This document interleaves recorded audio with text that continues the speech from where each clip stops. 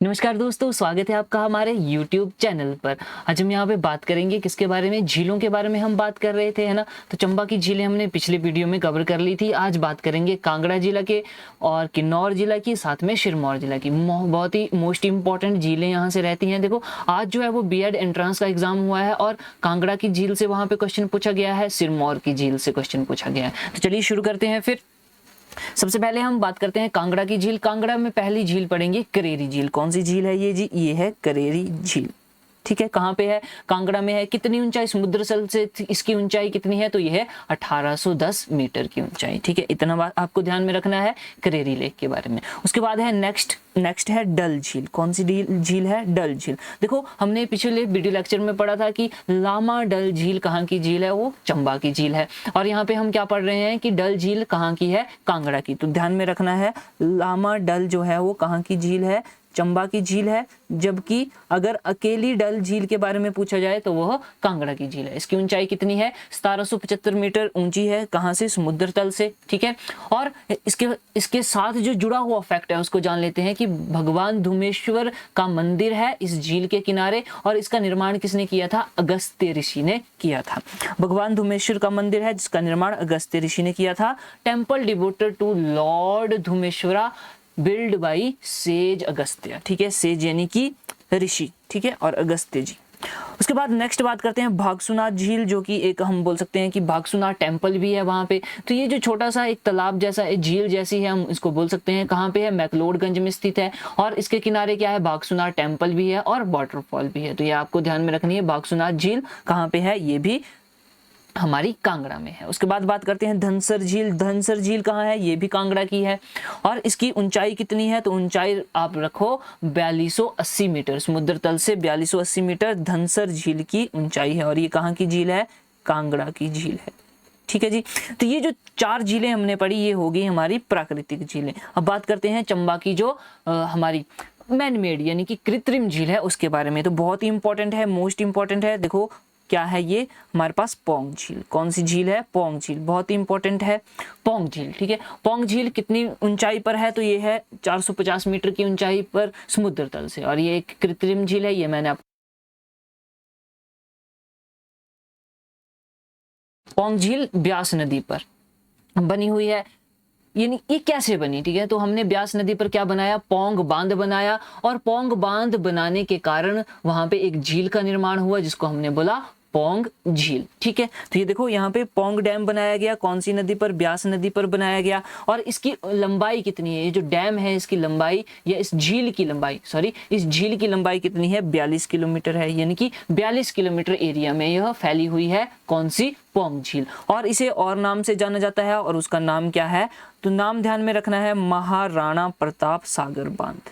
ठीक है, महाराणा प्रताप सागर बांध के नाम से भी इस डैम को जाना जाता है, पोंग डैम को जाना जाता है। ठीक है, और ये पोंग बांध जो है वो 1961 में बनना शुरू हुआ था और 1974 में बनकर तैयार हुआ था। ये हमारे लिए बहुत ही इंपॉर्टेंट बात है। 1961 में बनना शुरू हुआ और 1974 में ये बनकर तैयार हुआ था। ठीक है, फिर इसको वाइल्ड लाइफ सेंचुरी भी घोषित किया गया। ये जो हमारी झील है पोंग झील, इसको वाइल्ड लाइफ सेंचुरी घोषित किया गया। कब किया गया? 1983 में इसको वाइल्ड लाइफ सेंचुरी घोषित किया गया। ठीक है, तो ये बात भी आपने ध्यान रखनी है। उसके बाद हम बात करेंगे कि यहाँ पे कौन सा पक्षी जो है वो पाया जाता है। आज ये क्वेश्चन पूछा गया था B.Ed के एंट्रेंस में कि जो हमारा रेड नेक्ड ग्रेब है वर्ड वो कहाँ पाया जाता है? पोंग झील में कौन सा वर्ड जो है वो पाया जाता है? तो ध्यान में रखना है कौन सा है ये? Red necked grebe. Red necked grebe जो पक्षी है वो पाया जाता है पोंग झील में। ठीक है, और एक और बात कि इसको रामसर साइट भी डिक्लेयर किया गया है। कौन सी? Ramsar site. ठीक है, और नवंबर 2002 में यह एक रामसर साइट, रामसर स्थल जो है वो घोषित किया गया था। ठीक है, तो इतनी बात आपने ध्यान रखनी है पोंग झील से। और ये किससे संबंधित है? पोंग झील इक्वल टू पोंग डैम। ठीक, उसके बाद बात करते हैं, नेक्स्ट है हमारे पास किन्नौर जिला। किन्नौर जिले की झीलों के बारे में। और किन्नौर जिला में देखो 2 झीलें पाई जाती हैं, एक है नाको और एक है सोरंग लेक। तो नाको लेक जो है वो 3662 मीटर की ऊंचाई पर है। ठीक है। और इस झील के किनारे बोला जाता है कि इस झील के किनारे जो बौद्ध भिक्षु थे जिनका नाम पद्म संभव है, उनके पैरों के निशान पाए जाते हैं। तो झील के किनारे क्या है, बौद्ध भिक्षु पद्म संभव के पैरों के निशान है, ठीक है। इतनी बात आपको क्लियर होनी चाहिए। फुटप्रिंट्स ऑफ बुद्धिस्ट मॉन्क पद्म संभव फाउंड नियर द लेक, ठीक है। और जब यहाँ पे जब सर्दियों का टाइम आता है, बहुत ज़्यादा सर्दी होती है, तो ये झील जो है वो जम जाती है और फिर यह एक स्केटिंग प्लेग्राउंड, स्केटिंग हम करते हैं ना, तो स्केटिंग प्लेग्राउंड के रूप में देखा जाता है। इस झील के ऊपर क्या की जाती है, स्केटिंग की जाती है। तो ये क्वेश्चन पूछा गया था कि कौन सी झील के पानी के ऊपर स्केटिंग की जाती है, तो हमारा आंसर था नाको झील। नाको झील कहाँ पे है, किन्नौर जिला में, ठीक है। तो इतनी बात आपको ध्यान में रखनी है। स्केटिंग प्लेग्राउंड की बात भी ध्यान रखनी है, इंपॉर्टेंट बात है। उसके बाद हम बात करते हैं नेक्स्ट झील की। नेक्स्ट है हमारे पास सोरंग झील। सोरंग झील कहाँ है, ये भी किन्नौर जिले में है। तो दो झीलें होगी, नाको और सोरंग। आगे बात करते हैं सिरमौर की। सिरमौर जिले में देखते हैं कौन कौन सी झीलें हैं। बहुत ही इंपॉर्टेंट झील है यहाँ पे रेणुका झील, जो कि हिमाचल प्रदेश की सबसे बड़ी झील है, सबसे बड़ी प्राकृतिक झील, ठीक है जी। तो रेणुका झील के बारे में बात कर रहे हैं हम। इसकी ऊंचाई कितनी है, 660 मीटर है, समुद्र तल से 660 मीटर की ऊंचाई पर है। कहाँ पे ये झील, सिरमौर जिले में है और हिमाचल प्रदेश की सबसे बड़ी प्राकृतिक झील है।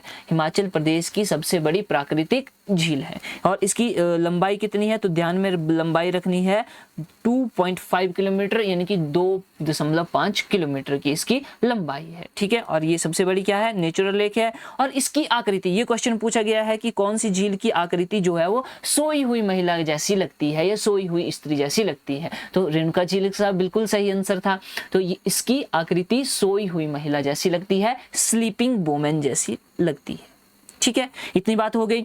अब बोला रेणुका जी कौन थी, रेणुका जी कौन थी, तो ये भी हमें पता होना चाहिए। रेणुका जो कि ऋषि जमदग्नि की पत्नी थी, ठीक है। इतनी बात ध्यान में रखनी है, किसकी पत्नी थी, ऋषि जमदग्नि की पत्नी थी और भगवान परशुराम की माता थी, ठीक है। भगवान परशुराम की माता थी। देखो जो ऋषि जमदग्नि जी थे, उन्होंने परशुराम को ऑर्डर दिया था कि अपनी माता का वध कर दो, तो उन्होंने अपनी माता का यानी कि रेणुका जी का वध कर दिया था। ये पॉइंट आपको ध्यान में रखना है, ठीक है।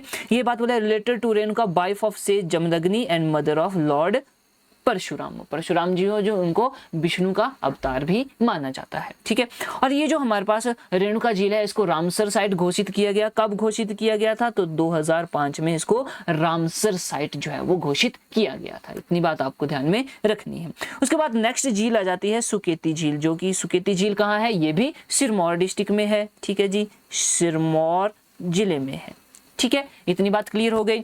अब ये जो झील है ये सुकेती जीवाश्म पार्क है, हमारा एक सुकेती जीवाश्म पार्क है, सुकेती फॉसिल पार्क, जो कि सिरमौर में है, उसी के निकट में यह झील पाई जाती है और इसका नाम तभी सुकेती झील रखा गया है, ठीक है। तो ये बात भी आपको ध्यान में रखनी है। तो दोस्तों ये थी हमारी आज की झीलें। हमने कौन कौन से डिस्ट्रिक्ट कवर किए, यहाँ पे हमने कांगड़ा डिस्ट्रिक्ट कवर किया, किन्नौर डिस्ट्रिक्ट कवर किया और साथ में सिरमौर डिस्ट्रिक्ट भी कवर किया।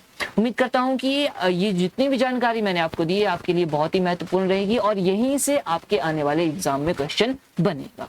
उम्मीद करता हूं कि आपको ये वीडियो भी पसंद आई होगी। इसी प्रकार की वीडियोस के लिए हमारे साथ जुड़े रहें, हमारा चैनल जो है वो सब्सक्राइब करें और साथ में इस वीडियो को शेयर भी करें। तो झीलों की अगली वीडियो के लिए बने रहें हमारे साथ। तब तक के लिए जय हिंद, जय